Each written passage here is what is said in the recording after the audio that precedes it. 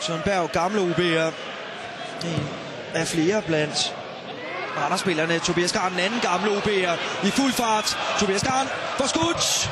Men lige armene på Aiko Nysko. Ikke engang spillet et halvt minut.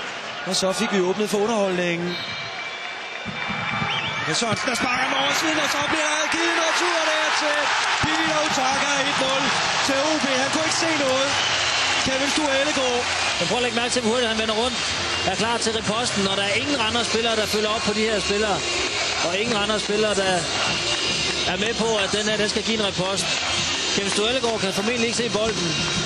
Bør ikke give den her ud, hvis han har frit syn til den. Nej, men igen ser vi OB's allerstørste kompetencer omkring de her dødbolde. De er simpelthen så farlige. Og det er selvfølgelig, fordi de er dygtige folk i feltet, men det er så sandelig også, fordi de bliver slået godt. Både Henrik Hansen og Chris Sørensen, de slår dem helt perfekt. Forsvarsfejl af den. Olesen der som mulighed. Henrik Hansen og 2-0 til OB. Det bliver straffet nådesløst. Anden gang de laver fejl i det her opgør de bageste rækker. Og forsvarskiks. Allan Olsen får den spillet tilbage her til Peter Utaka, der ikke er insisteret på at løbe hjem. Og så er det fantastisk bakket ind, det her Henrik Hansen. Første gang på en bold, der lige springer foran ham. Indersiden. Plads til Allan Olsen, der står godt i læg der, og godt kommet ud af Aiko Nysko. Det er altså flot målmandsspil. Får lige pæret til. Kenneth Møller Pedersen slår den ind foran Mark Nygaard.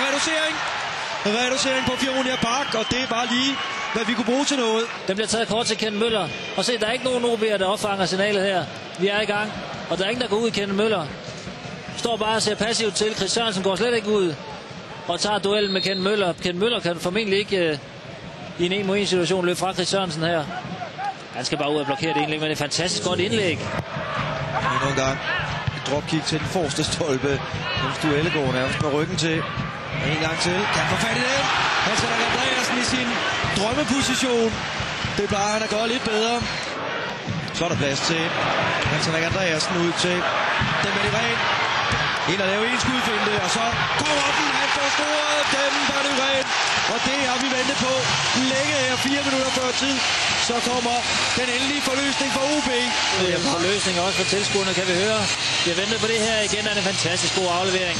Først for dem af dem, og så via Hans Henrik Andreasen, og så perfekt afsluttet. Se, at Allan Olsen har for meget fart på i sit tilbageløb, men det er han nødt til. Og så sparker han stensikkert over modsat. Det er de her aktioner, vi gerne vil se for dem med Myren. Vi kan se, at han har kvaliteten til at udføre dem.